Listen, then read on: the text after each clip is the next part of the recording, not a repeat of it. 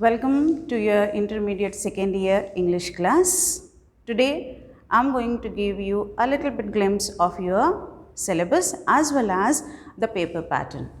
As all of you are the seniors, you know very well what is the paper pattern and you have got an idea.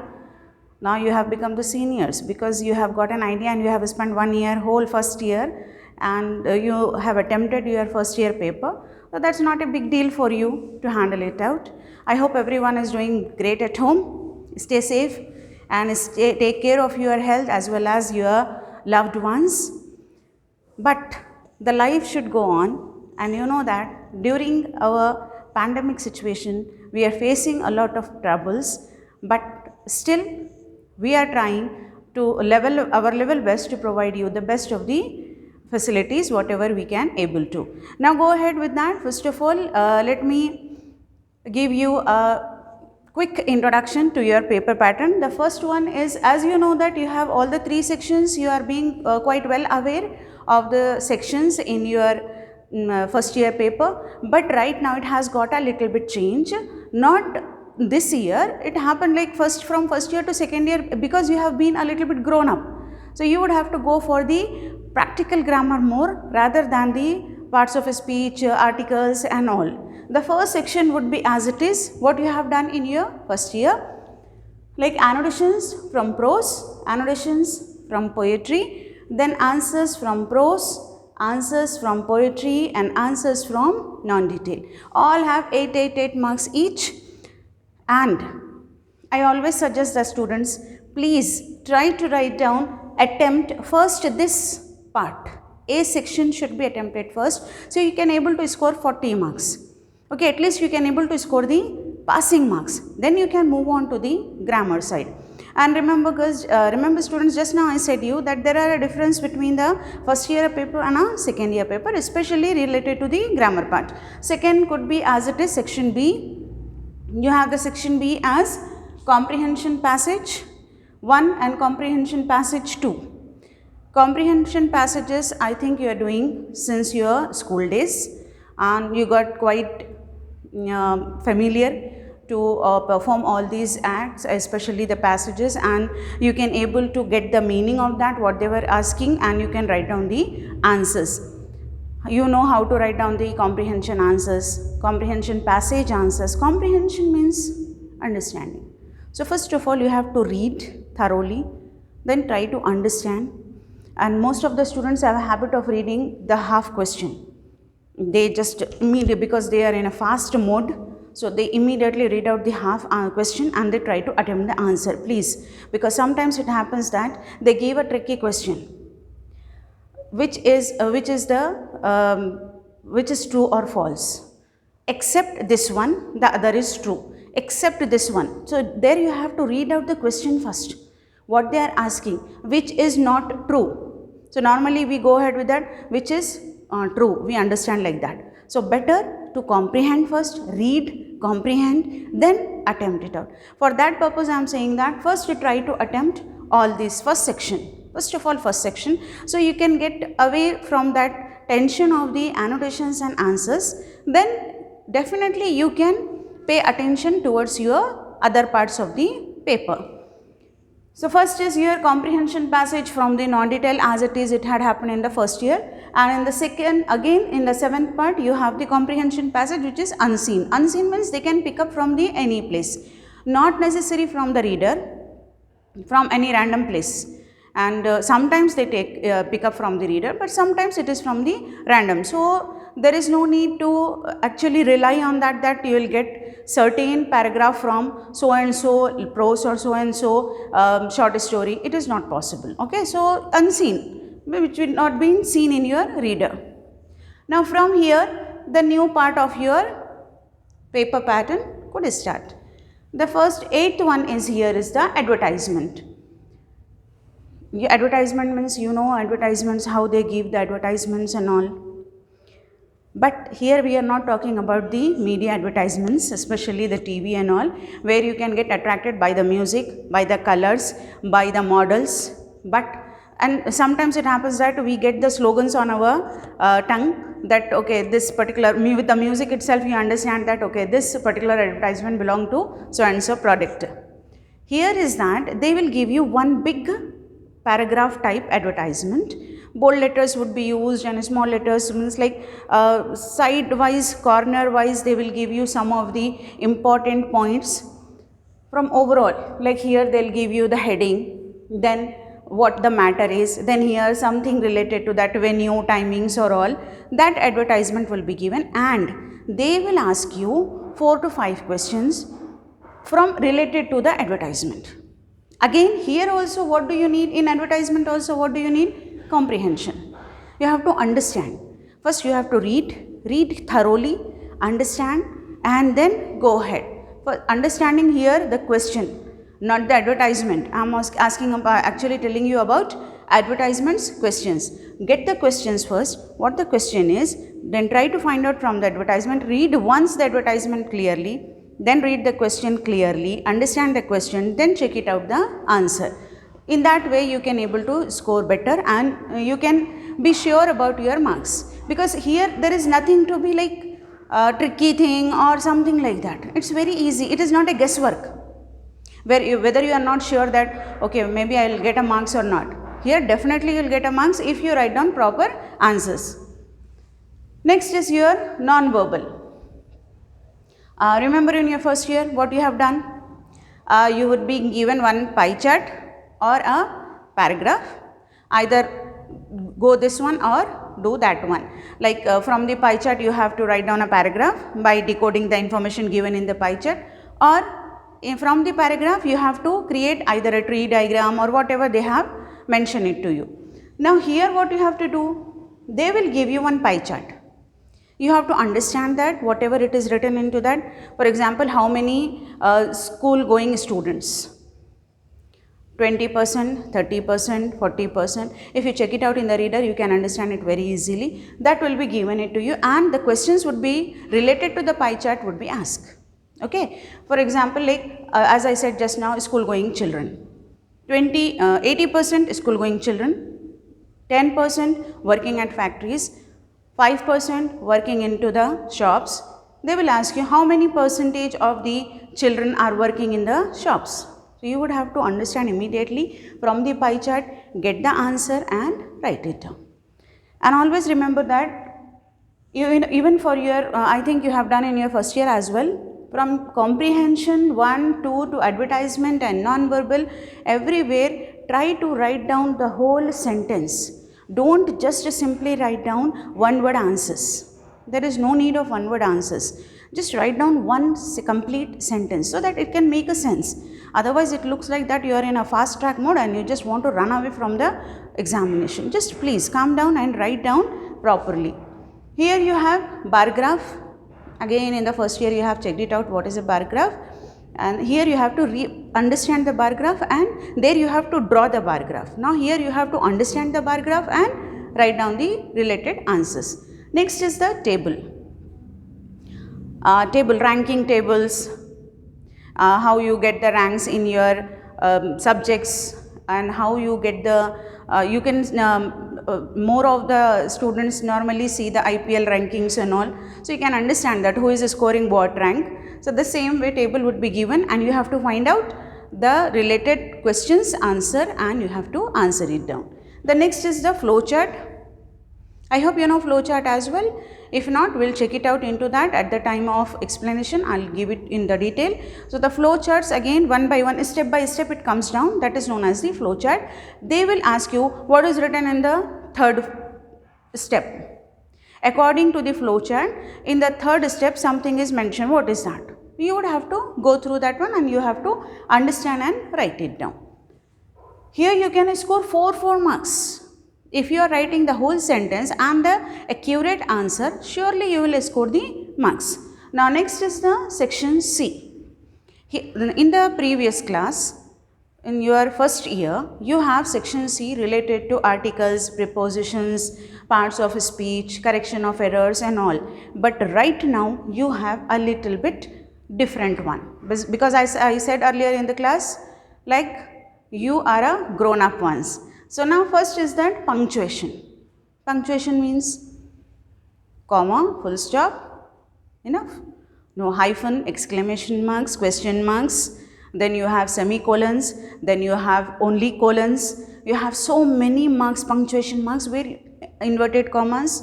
All these punctuation marks, you have to get it, only one sentence or two sentences would be given to you, and you have to check it out. Even in the punctuation, normally they check your use of the capital letters. Because if suppose they write down the letter or any proper noun, I hope you know very well what is a proper noun. If suppose they are writing name Ravi with this R, what you have to do? You have to immediately first of all underline that whatever the changes you have to made it out in the punctuation, then go ahead with that. In the next, when you are writing the answer, you have to write down Ravi in with the cap R, okay. Where the comma should come, where the hyphen should come, where the semicolon should come, where the inverted commas should be there. You have to understand this one and you can write down, and definitely you will score the 4 marks for that. Now next is the words and the meanings. How many words you would have in the glossary side after every lessons, back side of the lesson, and even your poetry you can find out those. So those you would have to find out, and you like I will explain it to you before starting the lessons. So those you have to learn it out, either understand, memorize, but get ready with the words and the meaning. So definitely if you perform proper meanings, you will get the 4 marks for that. The next is that you have idioms and phrases. I don't think that you have got an you can say explanation about this one, idioms and phrases, because idioms in 10th class itself also maybe it is there, idioms. So idioms and phrases, it's nothing but whatever in the slang expressions we use in our languages. In every language, in your first language, whatever your first language is, you have done all these idioms. So we'll go ahead with that. During the classes you can understand what is the idiom and what are the phrases. For that you would get the 4 marks. That's very easy one. If you once you can get it, you can understand. The next is the making sentences. They give you a pattern of the sentence making pattern they will give you, like subject, verb, predicate, or subject, verb, object. According to that, you have to frame, even they will give you one example. It's one of the easiest tasks. It is like spoon feeding. They are giving you even the example. You have to create, according to the example, you have to create any of the 4 sentences. Obviously, after seeing that, you can able to create. You have to create. For that purpose, pay attention towards reading more. Reading the English prose, poetry, if not in newspapers, if not storybooks. Now at a time when you are free, go ahead for reading more English language, so you can get an idea of how the pronunciations are there and what are the formation of the sentences. You can get so many sentences into your mind, because when you read, your vocabulary get expanded. Vocabulary means the usage of the words. The vocabulary get expanded, your imagination, your creativity, definitely it get expanded. So we need to understand the need of the hour is that you have to be very good at English, especially you have to be good at the grammar as well as the fluency. So if making sentences means, I think in your school days also you would have made that. So here after coming to the second year, it is very easy to make, but according to the pattern what they give in the question paper. The next is the form filling. Filling up of the form, like bank checks will be given to you, or any forms of the colleges. According to that, whatever the information they will give, like some of the person, so and so person has one saving account in so and so bank, and he is going to deposit this much amount. Now you have to fill up the blanks, and normally this is of half mark each. That means how many blanks you have? You have 8 blanks. So for 8 blanks you will score 4 marks. So keep it in mind that how to filling up the form. And normally it happens that we are habituated, especially when we are children, like at your age, mostly many of you maybe not have filled your college form as well. Write down your name in the block letters, you will get confused, maybe I will do wrong. If you don't do wrongs, then how can you do the right ones? We are human beings. We can make errors, but being human, we have to rectify our errors rather than strictly becoming stubborn on our errors. We have to rectify, we have to change ourselves, and we have to find out, accepting our mistakes, we can do better. So don't get like overwhelmed over here. You can understand, you can do that slowly. First of all, when I am introducing all this to you, you may are getting, my goodness, what the question paper is going to be. It's nothing like that. Slowly at the end of the year, you will be at the best of yourself. Next is the curriculum vitae. It could be pronounced as VTE. Curriculum vitae. The short form for curriculum vitae is CV. This could be written when you are applying for a particular job. Like your name, your date of birth, your qualification, your strengths, your hobbies, your experience, your expertise in languages, your residence, your all the things related to your, all the things means I'm not talking about your private life, all the things related to the job. If you are going for the job, you have to present it out to them how good you are and how you are able to do the job. Okay, so for that purpose you need to create a very good curriculum vitae. It is being said that if your curriculum vitae is good, you can get your half job would be done. That means the people, if they like the CV, making of the CV, then definitely they just give a glance to the CV and they just read it out. Okay, that's nice CV. So your qualifications are definitely countable, but the presentation is also countable. So that is the CV which you have to create. They will give one advertisement, like you can read into the newspapers, wanted teachers, wanted engineers. They give the advertisement in that way, and whatever the requirement. Like suppose if they wanted engineers, so they can write down like we need civil engineer with so and so experience, 3-4 years experience, he should have this much passing marks and all. So when you are preparing your curriculum vitae, you have to keep it in mind what is the requirement. They wanted a teacher and an engineer is sending the CV. Is it right? No, of course not. The teacher should send a CV for the post of the teaching, and an engineer should send a CV for the post of the engineer. That is the main thing that they want you to, especially IP, Board of Intermediate, wanted all the intermediate students to at least get aware of how to make the CV. That's why it is being included in your syllabus. Next is the describing the process. Describing the process can improve your English a lot. For example, if I ask how to make a cup of tea, everybody is ready to explain me. Okay, this is there in your syllabus. How to prepare a flower bouquet or different varieties of flowers to be kept. So you will get the idea, you get immediately, you recall how to make that, and then you start presenting it out. But here you have to present it out in English language, that too in a written way.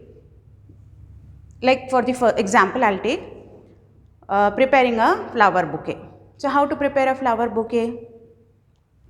First of all, pick up or collect different varieties of the flowers, or if you want to actually make a rose flower bouquet, go ahead with that.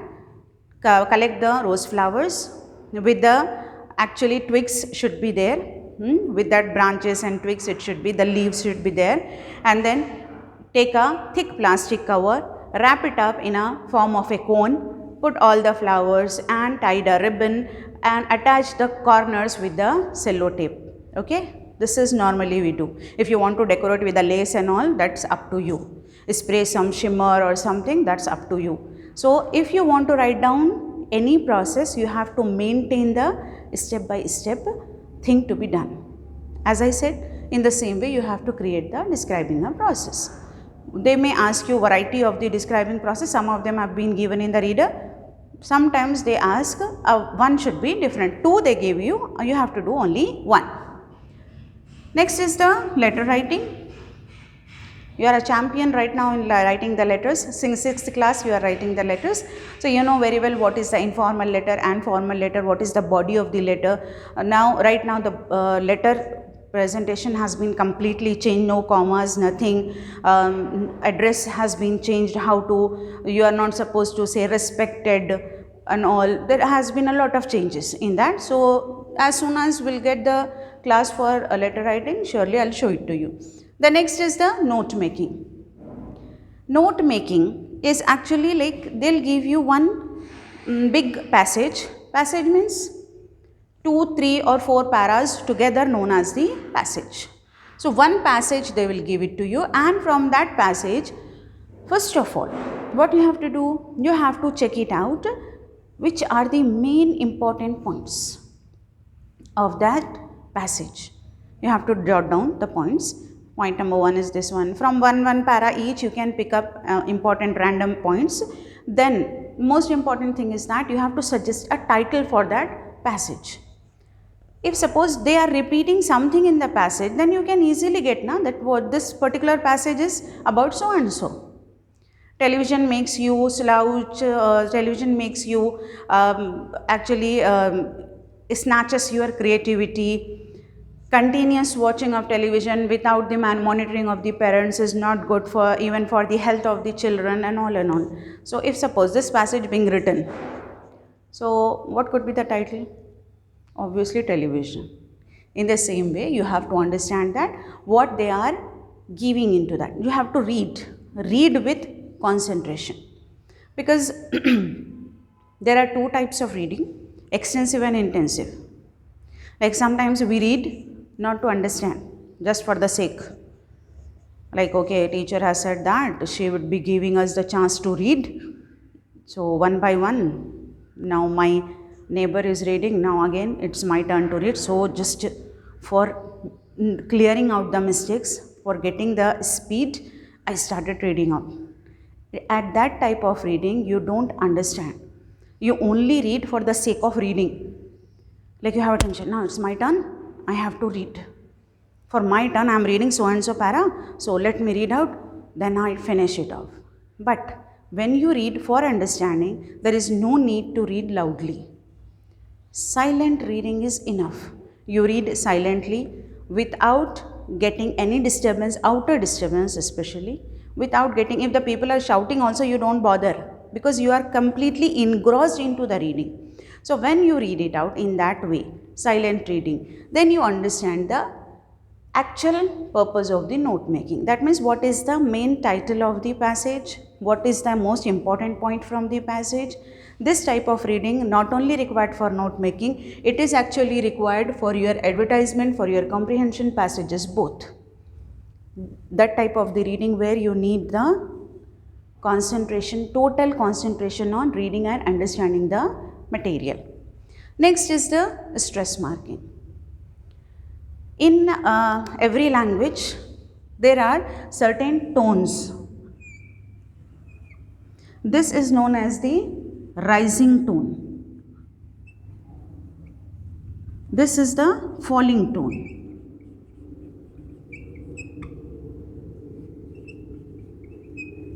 Okay. Rising tone, when we rise the word, when our speech is risen up, that is the rising tone. Falling tone, when it goes down. Like you say one word as teacher. So how would you say? Teacher, teacher. T is going up, ch is going down, falling. This is rising and that is falling. So where it is rising, where the tone is rising or the word is getting stressed, we have to put the stress marking. We'll go into the class at the time when the class would be there for the stress marking. You will understand it more clearly. But for just an idea I want you to get it for that, whatever the topic for that. Grammar part. The next is the dialogue writing. I hope you have already done in your 10th class as well. Dialogue between any situation would be given to you among 2 friends, one teacher or a student, principal or a teacher, or two friends discussing about their future. So you would have to create 4 or 5 dialogues. Overall, it should be of 4 marks, so they may give you half mark for each dialogue. So that means 8 dialogues. Don't go for good morning, 2 dialogues, then hi, bye, then 2 dialogues would be over, so it could be 4. In between we have to fill it up, how are you, I am fine, no. The dialogue should have some matter, then only it can be called as the dialogue writing. I hope you have understood the whole paper pattern, as well as you have got an idea of what the other sections of your paper contain. One thing is that in this paper, second year paper, you need to adjust your timings for writing the paper. You should not run out of the time at the last moment. So you could divide your time of the examination into such a way that you should first of all complete this part, section A, where you have to completely write down the answers, annotations and all, then move on to this one. This one is also easy for you. Here this also would be easier, but it takes some time. So divide the time in such a way that it will be easier for you to understand how to complete the paper within a limited time frame. Okay, overall we have how many sections? 20 sections with all the grammar part to be completed, but here you have to write down more grammar where compared to the first year. So I hope you can do better, and again in the first year you have 5 prose, 5 poetry and 5 short stories would be there. Then rest of the other things are this type of the grammar. So in the next class we will go ahead with that. Some of the will go ahead with the prose part. We will start that. By the time, take care. Have a good day.